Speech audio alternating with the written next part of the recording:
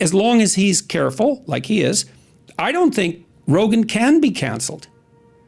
So even if Spotify dumps him, it's like, who's dumping who here? Rogan, he's on Spotify. It's not necessarily. Spotify might be on Rogan. It's not so clear. And so what's going to happen? They kick him off? Well, he'll just have another platform like tomorrow. Immediately. Yeah, and he'll have all the money Spotify gave him. Spotify was already the king of music streaming, but to help propel the company into its next phase as an all-purpose audio juggernaut and further challenge Apple and Google, it wanted a superstar podcaster, much as Howard Stern helped put satellite radio on the map in 2006. Spotify executives came to view Joe Rogan, a comedian and sports commentator whose no-holds-barred podcast, as that transformative star.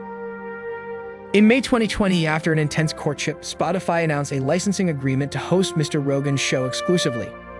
Although reported then to be worth more than $100 million, the true value of the deal that was negotiated at the time, which covered 3.5 years, was at least $200 million, with the possibility of more.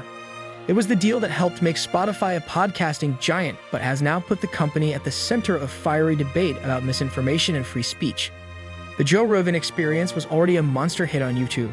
The CNN people came after Joe Rogan, and one of them said, essentially, man, what's going on here? We've got this whole bureau's devoted to fact-checking and the truth, and all these experts hired. And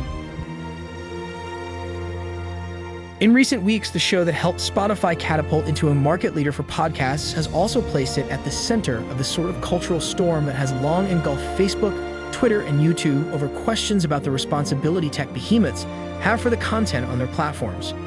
Spotify declined to make company executives available for interviews.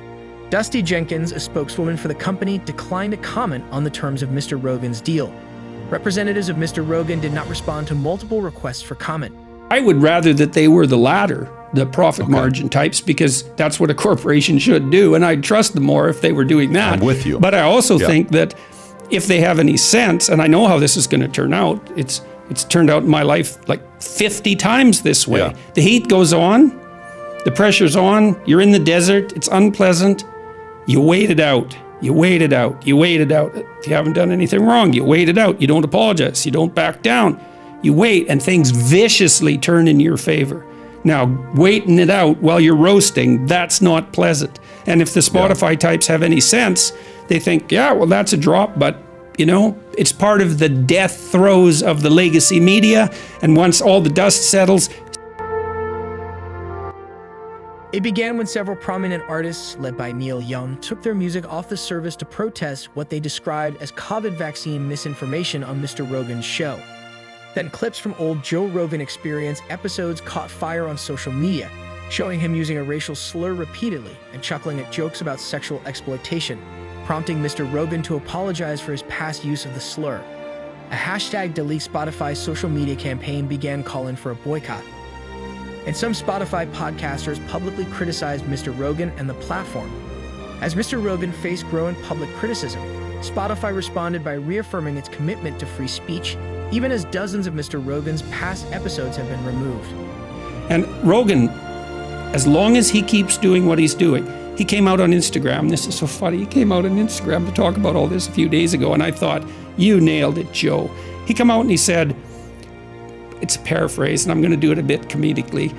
He basically said, well, everyone knows I'm kind of a lunkhead, and I have lots to learn, and I probably haven't managed this like perfectly because I do my own scheduling, and I just talk to people I'm interested in, and so possibly I could have presented a more balanced view some of the time, and I'll try to do better in the future. And so all the legacy media said, Joe Rogan apologizes, which is not really the case. And then he talked about how much he liked Neil Young, and none of this was for show.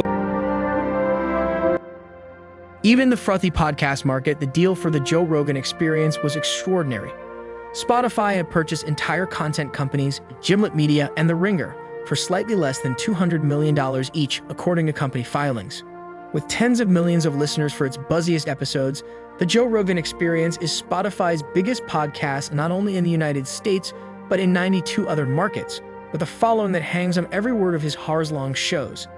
In its financial reports, Spotify cites podcasts, and Mr. Rogan's show in particular, as a factor in the long-sought growth of its advertising business.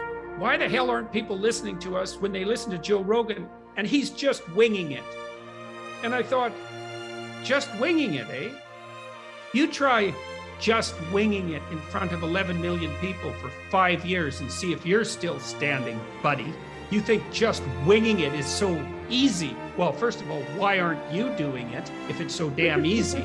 And second, isn't it something that with all your resources, you can only garner like 1/10 of the audience of one man who has like zero production expertise in his studio. He just puts it all out online. And all he does is have honest conversations. I mean, insofar as he's capable of that. You know, Joe stumbles, and he knows that and admits it. And sometimes he gets too, buttoned down on a given point. But fundamentally, he's just trying to do what. Joe Rogan was Spotify's most popular podcaster of 2022. The streaming giant has revealed, despite repeated attempts by a woke mob to cancel him. Spotify's annual Wrapped roundup of its most popular streams revealed the Joe Rogan Experience retained its crown as the world's most popular podcast. The Swedish streamer didn't say exactly how many times Rogan's show had been streamed. He signed a $100 million deal with the firm in 2020 and has survived multiple attempts to have him canceled and booted from the platform. At one point, the White House waded into the row and urged Spotify to keep Rogan in check. But all attempts to pressure Spotify into ditching Joe Rogan ended in failure, with his show remaining hugely popular. Hey, keep at it, guys.